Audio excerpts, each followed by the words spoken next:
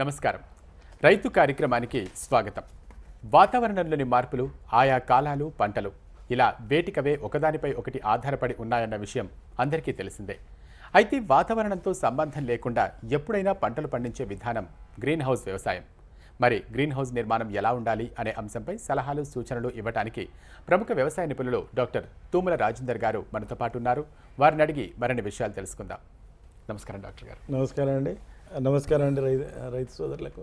Sir, మన గత వారం గ్రీన్ హౌస్ అంటే ఏంటి అని దాని గురించి మనం తెలుసుకున్నాం. ఈరోజు అసలు గ్రీన్ హౌస్ నిర్మాణంలో ఎలాంటి జాగ్రత్తలు తీసుకోవాలి తెలియచేయండి.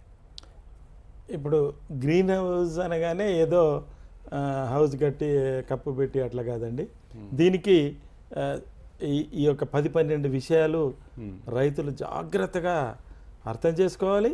మరి దాని ప్రకారంగానే మనం గ్రీన్ హౌస్ నిర్మాణం చేయడానికి మొట్టమొదలు మనం ఎక్కడైతే గ్రీన్ హౌస్ పెట్టాలి, నిర్మాణం చేయాలనుకుంటున్నామో ఆ నేల యొక్క నైసర్గిక స్వరూపం అంటే ఎత్తు పల్లాలు ఉందా, అసలు అది మొరం భూమా, లేకపోతే నల్ల భూమా, ఎర్ర భూమా, దాని యొక్క నేల స్వభావాన్ని మనం గుర్తెరగాలి. తర్వాత సరే నేలంతా మంచిగున్నది, దాని చుట్టుపక్కల మనకు నీరు అవసరం, నీరు దొరకదు అనుకోండి.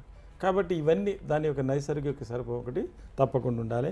తర్వాత ఎటువంటి నేల మనం ఎన్నుకోవాలి, అది ఇదివరకే చెప్పినట్టు పంటను బట్టి మనం నేల చేసుకోవచ్చు. ఏ పంట అయినా ఏదైనా ఒక వరి, చెరకు ఇటువంటి తప్ప తక్కిన పంటలన్నీ కూడా ఒకటే గుర్తుంచుకోవాలి రైతు. నీరు ఎంత అవసరమో మురుగు నీరు పోయేటువంటి అవకాశం కూడా ఆ నీళ్ళకు ఉండాలి. అది ఎర్ర నీళ్ళే కానివ్వండి, దుబ్బ నీళ్ళే కానివ్వండి, మన నల్లరేగడే కానివ్వండి. ఆ నేల ముఖ్యం కాదు, దాంట్లో నీరు కావాలి దానికి తప్పకుండా మొక్కకు. కానీ మళ్ళీ వెంటనే మనం డ్రైనేజ్ అంటాం, మురుగు నీరు పోయే అవకాశం. కాబట్టి ఆ నేలలను కూడా మనము బాగా అది చేసుకోవాలి. ముఖ్యంగా రైతు సోదరులందరికీ నేను పదే చెప్తున్నాను, మరి విసుగు పడకుండా ఒక్కటి మీరేం గుర్తుంచుకోవాలంటే, మనం ఇప్పుడు మున్పటి కాలాలు పోయినాయండి. మరి ఇప్పుడు జ్వరం వచ్చిందంటే డాక్టర్ దగ్గర పోతే అతను మందివాడు బ్లడ్ టెస్ట్ చేసుకో, అన్ని టెస్టులు చేసుకోమంటాడు. మరి అలానే నేను చెప్పాను కదా, మానవుని జీవితానికి మొక్కలకు చాలా అవినాభావ సంబంధం ఉంది. మరి మొక్కల గురించి మనం పోయేటప్పుడు పక్కన వేసిండు కదా, ఏనో చెప్పిండు కదా అని కాకుండా నేలలు పరీక్ష తప్పకుండా, సాయిల్ టెస్టింగ్ అని అంటాం, నేలను తప్పకుండా పరీక్ష చేసుకొని మీరు ఆ యొక్క పరీక్షా ఫలితాల ప్రకారంగా మీరు మనం ఏ పంటను ఎన్నుకోవాలి, ఏది లేకపోతే దీంట్లో అవకాశం ఉంది. ఇప్పుడు మనం బయట 1 ఎకరాన్ని మనం నేలను చేంజ్ చేయలేము, కానీ ఇది 1000 మీటర్లు ఉంటుంది కాబట్టి మొత్తం నేలను కూడా మనం మార్చవచ్చు. కాబట్టి నేల గురించి తప్పకుండా ఈ సాయిల్ టెస్టింగ్ అనేది చేసుకోవాలండి. మరి ఇంకోటి ఏంటంటే, సరే ఇవన్నీ చేశారు, మరి అక్కడ విద్యుత్ శక్తికి అవకాశం ఉందా లేదా, మనకు విద్యుత్ శక్తి వచ్చే అవకాశం ఉందా, ఎలక్ట్రిసిటీ యొక్క పొజిషన్ ఏంటి, మరి మనం దానికి సరితూగలుగుతాం అంటే అది కూడా ఎలక్ట్రిసిటీ, విద్యుత్ శక్తి యొక్క మనకు లభ్యత అది కూడా తెలుసుకోవాలి.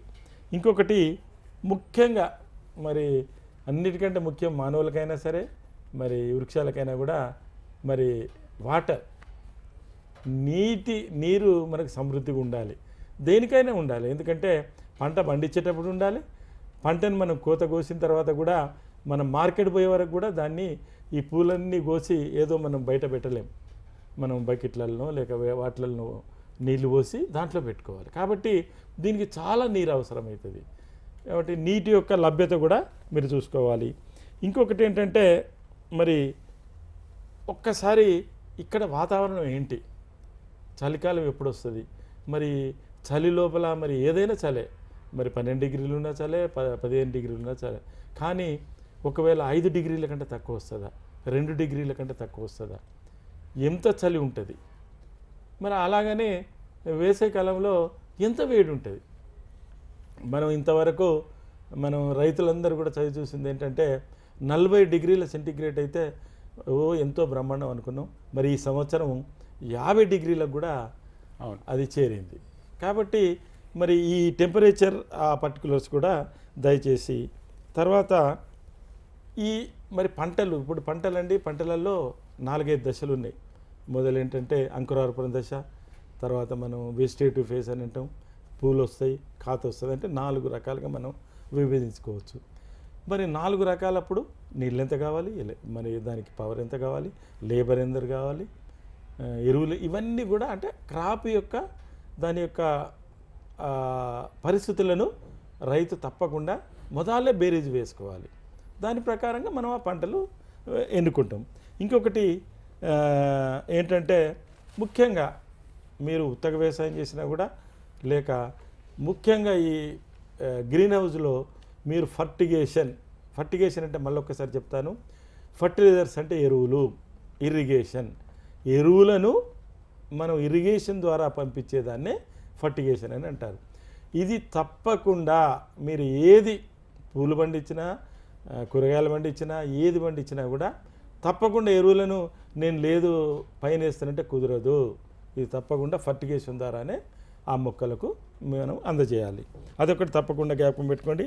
తర్వాత మరి ఇప్పుడు ఇప్పుడు ఆటోమేషన్ అంటే ఇప్పుడు ఏం లేదండి, మనం కదా స్విచ్ ఒత్తగానే మనకి లైట్లు వెలిగినట్టే ఇప్పుడు మనం మోటార్ స్టార్ట్ చేసుకోవాలన్నా, లేక డ్రిప్ స్టార్ట్ చేసుకోవాలన్నా, దీనికి వేడి కలివేయటానికి మన కోల్ అది చేయాలన్నా, వీటన్నిటికి కూడా మనకు ఆటోమేషన్గా చేశారు.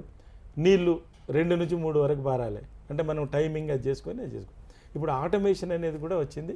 ఒకవేళ రైతులు ఎవరైతే ఇంకా బాగా చేయదలుచుకుంటే ఆటోమేషన్ అనే విషయాన్ని కూడా అది చేసుకోవాలి.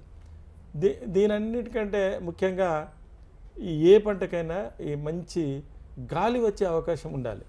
కొన్ని చోట్ల మనకు నేచురల్గా అంటే ప్రకృతి సిద్ధంగానే మనకు గాలి వీచాలి. ఇక మళ్ళీ వాటికి కూడా మనం ఫ్యాన్స్ పెట్టుకొని అది పెట్టుకోవాలంటే కష్టం. కాబట్టి మనం ఏదైతే గాలి వీచే అది కూడా అది చూసుకోవాలి. తర్వాత ఈ మరి గాలి మనం ఆర్టిఫిషియల్గా అంటే మళ్ళీ దానికి ఖర్చు ఎక్కువ. ఇంకొకటి ఏంటంటే మరి పై కప్పు గడ్డి కప్పుకోవచ్చా, చొప్ప కప్పుకోవచ్చా, అట్లా కాకుండా నేను చెప్పాను కదండి, అల్ట్రా వైలెట్ అంటే అతి నీలలో ఏవైతే కిరణాలు ఉంటాయో అవి మనుషుల మీద కూడా ఎక్కువ టైం పడకూడదు, మొక్కల మీద కూడా పడకూడదు. అవి రాకుండా నిరోధించేటువంటి దీన్ని పాలీఇథిలిన్ ఫిల్మ్ అని అంటారు, లేదా కార్బోనేట్ అంటారు, ఎక్రిలిక్. ఈ 3 వీటితోని మనం ఈ పై కప్పును కప్పుకోవాలి. ఇక సైడ్ కప్పులకు కూడా మనకేంటంటే ఈ పాలిథిన్ చేసినటువంటి మరి ఈ సైడ్ కర్టెన్స్ ఇవన్నిటికి కూడా మనం అవి కూడా మనం చూసుకోవాలి. ఇవన్నీ మనం రైతు ఒక్కసారి ఇంకొకటి మరి తుఫాన్లు సామాన్యంగా మనకి ఇవాళ రేపు మనకు ఒక 2-3 నెలల ముందు మనకి ఇస్తుండ్రు. లేక దాంట్లో ఒక 10 సంవత్సరాల ఈ వెదర్ వాతావరణం తీసుకుంటే సామాన్యంగా తుఫాన్లు ఏ మాసంలో వస్తాయి, అప్పుడు మనం కొంచెం జాగ్రత్త పడాలి. ఎందుకంటే తుఫాన్ వచ్చినప్పుడు మనం గాలి కొరకు పై కప్పు తీసినాం అనుకోండి, ఇంకా మొత్తం నాశనం అయిపోతుంది. మొత్తం లోపలంతా ఒక 15 నిమిషాల గాలి చాలు దుమారం. ఇవి కూడా చూసుకోవాలి. తర్వాత తుఫాన్లు ఎప్పుడు వస్తాయి, ఇప్పుడు ఏంటంటే శాస్త్రం ఎంతో అభివృద్ధి అయింది, ఇవన్నీ కూడా మనకు చెప్తున్నారు. ఇవన్నీ కూడా రైతు చూసుకోవాలి. తర్వాత దీంట్లో మనం వాడేటువంటి ఎరువులే అనుకోండి, లేదా కూలీలకు డబ్బులు, ఇవన్నీ కూడా అన్నీ సమకూర్చుకొనే మనం ఈ గ్రీన్ హౌజులు వ్యవసాయం చేస్తే మంచిదండి. Right sir. అంటే మనతో నేలల స్వభావం గురించి మనం మాట్లాడుకున్నాం కదా, ముఖ్యంగా అంటే ఈ గ్రీన్ హౌస్ నిర్మాణానికి ఎలాంటి నేల అంటే మనకి ఎలాంటి నేల ముఖ్యంగా అవసరం అంటారు? ఇప్పుడు ముఖ్యంగా ఏంటంటే మనం ఇప్పుడు మేము రైతులకు ఇచ్చే సలహా ఏంటంటే మనకున్నటువంటి నేల పనికిరాదు. ఎందుకంటే మనకున్నటువంటి నేల మొక్కజొన్న పండించాం, లేకపోతే ఏదో వేరే జొన్న పండించాం, ఏదో పండించాం. కానీ ఇప్పుడు మనము చిన్న ప్రదేశంలో మనం ఎక్కువ దిగుబడి రావాలి, ఎక్కువ మొక్కలు పట్టాలనే దాంతో అందుకని సామాన్యంగా ఈ 1000 మీటర్ల ఏదైతే నిర్మాణం ఉన్నో దాంట్లో పాత మట్టి సామాన్యంగా పనికిరాదు. దాంట్లో ఇదివరకే మనకు పురుగులు అటువంటి గుడ్లు, తర్వాత లార్వా అవి ఉంటాయండి. ఇంకోటి ఏంటంటే ఈ జబ్బులకు కారకాలైనటువంటి బ్యాక్టీరియా అటువంటివి కూడా ఉంటాయి. కాబట్టి ఈ నేల మొత్తం తీసేయాలి. ఓకే. తీసేసి ఈ 1000 స్క్వేర్ మీటర్ల కనీసం 40 లారీల లోడ్లంతా ఎర్రమట్టి కావాలండి. ఎందుకంటే ఎర్రమట్టి అని ఎందుకు అంటున్నామంటే మనకు నేల గుల్లగా ఉండాలి, తర్వాత డ్రైనేజ్ కూడా సరిగ్గా ఉండాలి. దీంట్లో ఈ వరి పొట్టు అనేది కలిపి మనం మళ్ళీ నేలను అది చేస్తామన్నమాట. అంటే మనం ఉన్న నేలను పనికిరాదు, అదొక్కటి బాగా రైతు అది చేసుకోవాలి. ఒకవేళ ఒక రైతు అంటాడు లేదండి నేను దానికి అన్ని హంగులు చేశాను, దానికి కూడా నేను మందులు వాడి అది చేసినంటే ఒకవేళ పరీక్ష చేసి ఆ నేల పనికి వస్తే అదే పనికి వస్తుంది. సాయిల్ టెస్ట్ కానీ సామాన్యంగా మేము చూసింది ఏంటంటే 90% వాటిల్లో ఈ గ్రీన్ హౌస్కు ఉపయోగపడే నేలలు లేవు కాబట్టి ఆ నేల మొత్తం తీసేయవలసి వస్తుంది. మనం ఎర్రమట్టిని వేసుకుంటే బాగుంటుంది. రైట్ సార్, మనం గ్రీన్ హౌస్ అంటే ఏర్పాటు చేయడానికి అంటే ముఖ్యమైన అంటే గుర్తుంచుకోవాల్సిన విషయాలు ఏంటంటారు? దీంట్లో ముఖ్యంగా గుర్తుంచుకోవాల్సిన విషయాలు ఏంటంటే మనకు ఈ ముఖ్య కట్టడం ఏదైతున్నదో అది బాగా బలంగా ఉండాలి, స్ట్రాంగ్గా ఉండాలన్నమాట. ఇప్పుడు ఏదోలే మనం సరిపుచ్చుకుందామని మీరు ఏవైతే పిల్లర్స్ కానివ్వండి ఆ కట్టడంలో అవి ఏవైతే వీకి వేస్తారనుకోండి, ఆ మొట్టమొదటి గాలికే అవి పడిపోయే అవకాశం అయితే మనకి ఎంతో నష్టం అవుతుంది. ఇప్పుడు మనం వేలు పెట్టి మనం తీసుకున్నాం కాబట్టి ఈ ముఖ్య కట్టడం అనేది తప్పకుండా మీరు రైతులందరూ అది చూసుకోవాలన్నమాట. దాన్ని ఏ దాంతో పెట్టాలంటే నేను చెప్పాను కదా, జిఐ గ్యాల్వనైజ్డ్ ఐరన్ ఏదైతే ఉంటుందో అటువంటి వాటికి పెట్టుకోవాలి. ఇంకొకటి ఏంటంటే మనకు ఇది ఒకటే మీరు గుర్తుంచుకోవాలి, ఇప్పుడు మనం పండించే దగ్గరికి మనం ఎవరైతే కొంటారో అక్కడికి రావద్దు. ఎందుకంటే ఈ జనాభా రావటం పోవటంతో మనకి ఇది ముఖ్యంగా ఇది చాలా జాగ్రత్తతో చేయాలండి. ఇప్పుడు మనం ఎక్కడి నుంచో ఒక ఆయన పరవూరు నుంచి వచ్చిండు, ఎక్కడి నుంచో వచ్చాడు, ఆయన కాళ్ళకంతా బూట్లకు చెప్పులకు అన్ని బ్యాక్టీరియా ఉన్నదనుకోండి, మళ్ళీ మనం దగ్గరికి రానిచ్చినామంటే ఆ రోగాలను ఆ క్రిమి కీటకాదుల వాటిని అన్నిటినీ శిలీంధ్రాలను మనం ఆహ్వానించినట్టు. కాబట్టి ఈ మనం ఎక్కడైతే గ్రీన్ హౌస్ పెడతామో అక్కడ మాత్రం మీరు ఈ కొనుగోలుదారులను వేరే కొంచెం దూరం అన్నా మనం పెట్టుకోవాలి. లోపలికే రానియకుండా కూడా మనకు ఆ పరిసరాలలో కూడా ఉంటే కూడా ఇంకా రావటం పోవటం వల్ల వాడు ఎట్లయినా అక్కడ దాకా వచ్చినోడు ఇక్కడ దాకా వస్తారో ఏదో చూస్తారు. కాబట్టి కొంచెము ఈ ఎవరైతే మన కస్టమర్ ఉంటారో మనకి ఎవరైతే అమ్ముతామో వాళ్ళకి కొంచెం దూరం చోట ఉంచుకోవాలి. డాక్టర్ గారు, అంటే మనం ఇంతకుముందు మనం గ్రీన్ హౌస్లో అంటే ముఖ్యమైన విషయాలు రైతు గుర్తుంచుకోవాల్సిన ముఖ్యమైన విషయాల గురించి మనం చర్చించుకుంటాం, వాటి గురించి చెప్పండి. అయితే ముఖ్యంగా ఈ ముఖ్య కట్టడం ఏంటంటే మనం ఉత్తర దక్షిణాలుగా కట్టుకోవాలి, అదొకటి రైతు గమనించాలి. ఇంకొకటి ఏంటంటే మరి ఎవరైతే కొనుగోలుదారు మనం ఎక్కడైతే ఈ పంటలు పండిస్తామో అక్కడి దగ్గర ప్రదేశంలోకి రాకుండా కొంచెం దూరం ఆ ప్రదేశాన్ని ఉంచాలి. లేకపోతే తనైనా అతని దగ్గరికి పోయి ఈ మార్కెటింగ్ చేసేటప్పుడు వేరే వాళ్ళు కనుక వస్తే ఇది చాలా ఉత్తుగానే మనకు ఈ బ్యాక్టీరియా వైరస్ ఇవైతే వెరీ సెన్సిటివ్ క్రాప్స్ ఇవి. మనం ఏంటి చేస్తాను, మనం ఏదో మంచిగా ఇంట్లో మొత్తం అన్నీ చేసి బయటి గాలి రాకుండా మనం చేస్తున్నాం కాబట్టి అదొకటి చూసుకోవాలి. ఇంకొకటి ఈ బాగా రద్దీ ఉన్న ప్లేస్లో ఏదో మీరు అది కడతారనుకోండి, ఇక అది ఒక సర్కస్ లాగా ఒక డ్రామా లాగా అవుతుంది. కాబట్టి ఎప్పటికీ ఎవడో రావటం ఏదో చేయటం, ఇటు వచ్చే కూలీలకు డిస్టర్బెన్సు, బాగా రద్దీ ఉన్న ఏదైనా ప్రదేశం ఉన్నది అనుకోండి రోడ్డు ప్రక్కన అక్కడ రష్ ఉన్న దగ్గర ఇది దయచేసి నిర్మాణం చేయకండి. ఇంకొకటి మీరు దీనికి నేను చెప్పాను కదా, మరి గాలి దుమారం వస్తుంది.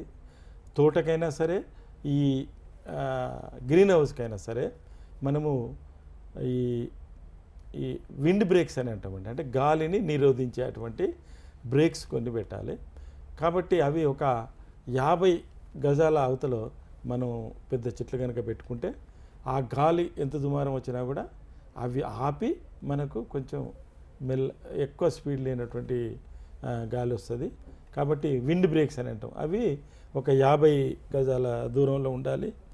ఇంకొకటి ఏంటంటే ఒకవేళ అంటే ఒకటే ఇప్పుడు నిర్మాణంలో మనం ఒకటే హౌస్ అంటే ఒకటే నిర్మాణంగా ఒకటే స్పాన్ అంటాం మేము, అది కనుక కడితే అది తప్పకుండా ఉత్తర దక్షిణానికి మీరు ఉండేటట్టు చూసుకోవాలి.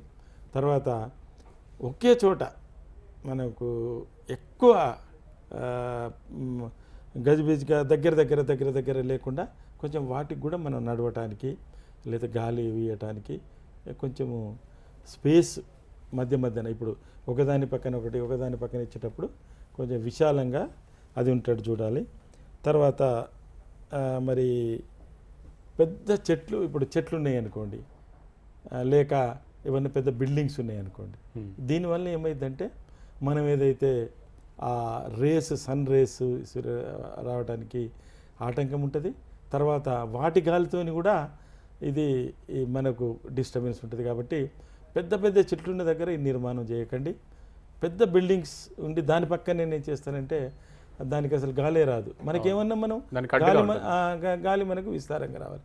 కాబట్టి పెద్ద చెట్లు కానీ పెద్ద బిల్డింగ్స్ కానీ ఉన్న దగ్గర మీరు అది చేయకూడదు.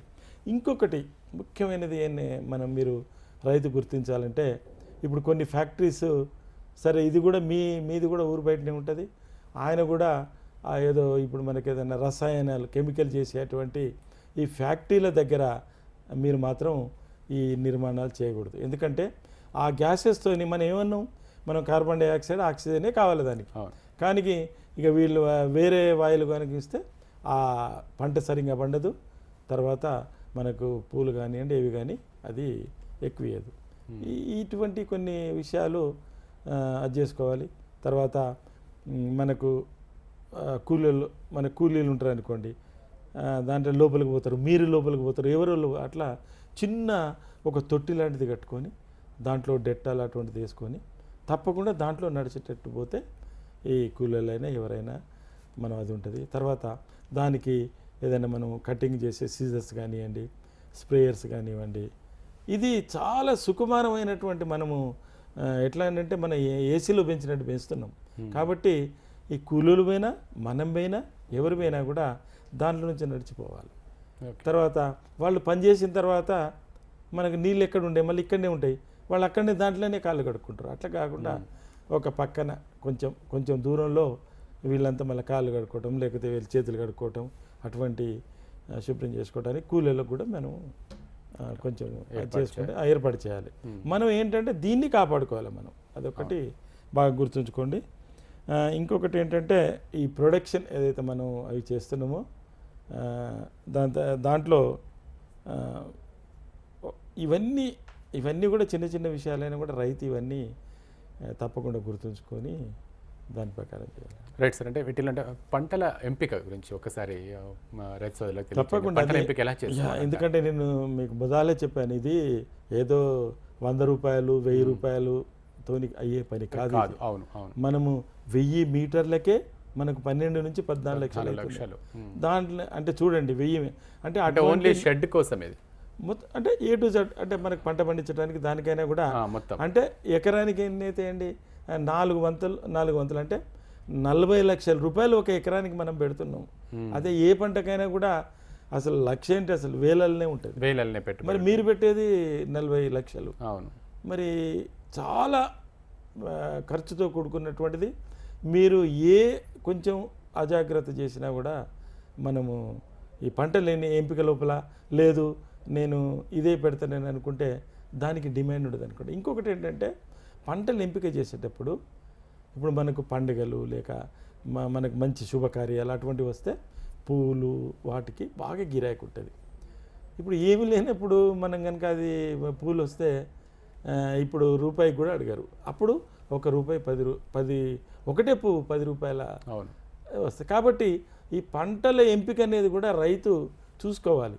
అంటే ఆయనకు మార్కెట్ యొక్క మనకు అవగాహన ఉండాలి అది. కాబట్టి అది చూసుకొని ఇప్పుడు టమాటా ఉన్నది అనుకోండి, టమాటా మనము ఉత్తప్పుడు ₹3 కిలో 5 కిలో, ఇప్పుడు చూడండి 60 రూపాయలు 80 రూపాయలు అంటుంది.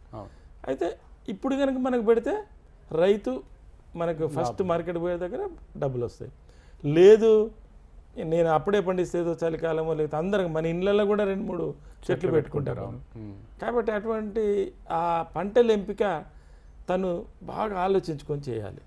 మరి ఇంకొకటి ఏంటంటే ఇప్పుడు మరి పూలల్లో ఏంటంటే నాకు తెలిసినంత మటుకు ఇప్పుడు ఇక్కడ మన రంగారెడ్డి జిల్లాలో లేక మన తెలంగాణలో జెర్బెరా అనే అది బాగా చేస్తుండ్రు.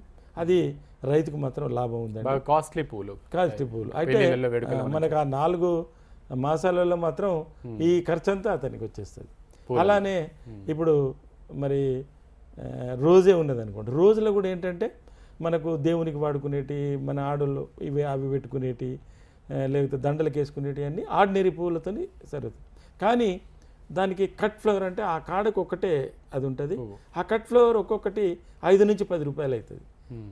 కట్ ఫ్లవర్ అంటే రోజు దాంట్లో అది చేయాలి. ఉత్తగా పండించుకోవాలంటే మనకు వేరే చోట కూడా పండించుకోవచ్చు. దీంట్లో అంత లాభం రాదు. మరి కూరగాయలు కూడా ఏంటంటే మనం చూసుకోవాలి. ఇప్పుడు ఏదో మనకు విస్తారంగా పండేటువంటి పంటలు అక్కడ లోపల పండిస్తే ఏం లాభం? ఇప్పుడు ఒక టమాటా కనుక తీసుకుంటే నేను సామాన్యంగా నా బావి కిందనో లేదా నాకు తెలిసిన జ్ఞానంతో 10 టన్నులు పండించగలుగుతున్నా. మరి మీరు ఎప్పుడు దానికి ధర ఉంటుంది కాబట్టి దానికి అది వస్తుంది. లేదు తను కూడా ఒక 20 టన్నులు పండిస్తాడు అనుకోండి, లాభం లేదు. కనీసం ఇప్పుడు దీనికి టమాటాలు ఏం చెప్తారంటే ఈ మంచిగా కనుక రైతు చేస్తే ఎకరం లోపల మనకు 120 టన్నుల టమాటా పడుతుంది. 10 టన్నులు ఎక్కడ 120 టన్నులు. మరి 120 టన్నులు రావాలంటే మరి చూసుకోవాలి. మరి 120 టన్నులు పండిన తర్వాత మరి దానికి ధర రావాలి కదా. అవును. కాబట్టి ఆ సమయం కూడా ఇవన్నీ అనువైన సమయం. కాబట్టి పంటల ఎంపిక అనేది చాలా అదేందండి. అంటే సార్ ఇంకొక విషయం ఏంటంటే ఇందులో తీగ జాతికి సంబంధించిన పంటలే ఎక్కువగా పండించాలంటారా? అలా ఏం లేదు. ఇప్పుడు చూసుకోవాలి, ఎక్కువగా పంట దిగుబడి వస్తుంది అంటే ఇప్పుడు మనకు కూరగాయలు అనుకోండి, కూరగాయలు అయితే మన కాకరకాయ ఉన్నది అనుకోండి, అది ఎప్పుడైనా మీరు చూడండి దానికి ఎప్పుడు సీజన్ దానికి ఇప్పుడు లేదు అన్నట్టు లేదు. దాంట్లో ఇంకా ముఖ్యంగా కొందరు అయితే మాకు తెల్ల కాకరకాయ కావాలని కొందరు పచ్చయి కావాలని కొందరు.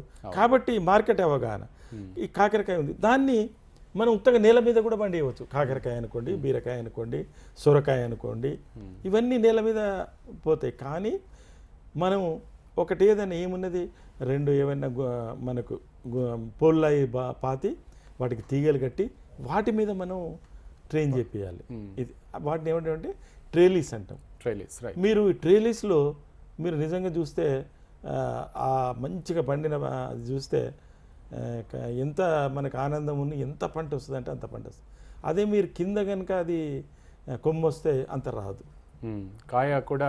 కాబట్టి తర్వాత ఇప్పుడు బీరకాయలు ఉన్నాయి అనుకోండి, బీరకాయ ఇప్పుడు ఎందుకు అదేనంటే మీరు జబ్బు వచ్చిన వాళ్ళకి కానివ్వండి, జబ్బు లేని వాళ్ళకి కానివ్వండి, అన్నిటికి కూడా బీరకాయ టమాటా 2 ప్రతి వాళ్ళు తినవచ్చు. ఇంకా మనకు ఈ పథ్యం అది ఇదనంటే ఏం కూర తినాలి సార్, వంకాయ తినకాయ అది ఇది అంటారు, కానీ బీరకాయ మాత్రం. కాబట్టి ఇటు మరి ఏంటి అవసరం, మనం ఎక్కడ మార్కెట్ చేసుకుంటున్నాం ఇవి చూసుకొని పంటలు ఎంపిక చేసుకోవాలండి. Right sir. అంటే మనం అంటే చివరిగా ఒక విషయం చెప్పండి, అంటే ఇది గ్రీన్ హౌస్ అనేది బాగా ఖర్చుతో కూడుకున్న పని. అంటే రైతులు కూడా అంత బేర్ చేయలేకపోవచ్చు, అంత భరించకపోవచ్చు. అంటే ఇలాంటి సందర్భంలో గవర్నమెంట్ నుంచి అంటే ప్రభుత్వం నుంచి ఏదైనా సబ్సిడీ లాంటి అవకాశాలు ఉన్నాయంటారు? అంటే దీనివైపు అడుగు వేయాలనుకున్న రైతుకి చాలా అదే ముఖ్యంగా ఏంటంటే భారతదేశంలో నాకు తెలిసిన అన్ని రాష్ట్రాలలో మాకు అవగాహన ఉంటుంది కాబట్టి మన తెలంగాణలో ఉన్నటువంటి ప్రోత్సాహకాలు ఏ ప్రభుత్వం ఇవ్వలేదండి. ఓకే. అంటే మనం ఖర్చు పెట్టే దాంట్లో 75% సబ్సిడీ ఇస్తుంది. ఇంకా మీరు చూడండి, అంటే 100 రూపాయలు ఖర్చు పెడితే 75 రూపాయలు మనకు సబ్సిడీ ప్రభుత్వమే భరిస్తుంది. మనం కేవలం 25 రూపాయలు పెట్టుకోవాలి. అంతకుముందు 50% ఉండేది, కానీ ఇప్పుడు మరి మన ప్రభుత్వం వారు 75%. అంటే ఒక 12 లక్షలు ఖర్చు అయ్యే దగ్గర 3 లక్షలు వీళ్ళు ఖర్చు పెట్టుకుంటే మనకు అది 9 లక్షలు ప్రభుత్వం చూసుకోవాలి. అయితే దీంట్లో ప్రతి దానికి కూడా ఉన్నాయి ఏంటంటే వివిధ సంస్థలు, హార్టికల్చర్ కూడా కొన్ని ఇస్తుంది మనకు. ఇవన్నీ ప్రభుత్వం వారు ఈ హార్టికల్చర్ ఏదైతే ఉద్యానవన వాళ్ళు చాలా అది ఇస్తుండ్రు. మరి డ్రిప్ పెట్టుకోవాలనుకోండి, మనకు 5 ఎకరాల లోపు ఉంటే 90% సబ్సిడీ. ఓకే. అదే 5 నుంచి 12 ఎకరాల వరకు 80% సబ్సిడీ. మరి ఈ హరిజనులకు గిరిజనులకు 100%. ఓకే. కాబట్టి ప్రభుత్వం మనం చేయాలి సరైన పద్ధతులు కనుక చేస్తే ఇది మంచి తరుణం అండి. నాకైతే నేను రైతు సోదరులకు కోరేది ఏంటంటే మీరు మన ప్రభుత్వం వారు ఏమంటుందంటే మీరు ఇది ఖర్చు పెట్టండి, మేము మళ్ళీ వేరే ఎక్కడి నుంచైనా తీసుకొచ్చి మీకు ఇస్తామని అంటున్నారు. కాబట్టి రైతు సోదరులు ఈ సరి అయిన టైంలో మరి దానికి కూడా కొన్ని పద్ధతులు ఉంటాయి. దాని ప్రకారంగా మీరు ఈ వారి ఆఫీసర్ల దగ్గర పోయి మీరు అప్లికేషన్స్ అవి సరిగ్గా పెట్టి సరి అయిన టైంలో పెట్టాలి. సబ్సిడీకి దొరికే అవకాశం ఉంటుంది. ఇప్పుడు ఏంటంటే ఆన్లైన్లో కనుక మీ పేరు నమోదైతే మీకు ఏదైతే నెంబర్ ఇస్తారో దాని ప్రకారంగా మీకు లాభం వస్తుంది. మీరు ముందున్నారనుకోండి ముందే దొరుకుతుంది. అది మరి ప్రభుత్వం వారు చాలా ఇస్తున్నారు అన్ని విత్తనాలకు, మొక్కలకు, అన్నిటికి కూడా మనకు పురుగు మందులకు ప్రతి దానికి కూడా సాయం చేయడానికి ముందు వస్తుంది. కాబట్టి ఇది ఒక మంచి తరుణం రైతు బాగుపడేటువంటి ఆర్థికంగా. Right sir, right. Thank you very much sir. Okay. Green house గురించి చాలా విషయాలు తెలుసుకున్నాం. ఇంకా మరిన్ని వివరాలు కూడా మనకు నెక్స్ట్ ఎపిసోడ్స్లో తెలుసుకుందాం. Thank you very much sir. Green house నిర్మాణంలో ఎలాంటి పద్ధతులు ఉన్నాయి, ఎలాంటి సూచనలు పాటించాలో తెలుసుకున్నారు కదా. ఇదండి ఈ వారం రైతు కార్యక్రమం. వచ్చే వారం మరిన్ని అంశాలను తెలుసుకుందాం. అంతవరకు సెలవు. నమస్తే. చూస్తూనే ఉండండి Deccan TV, voice of Telangana.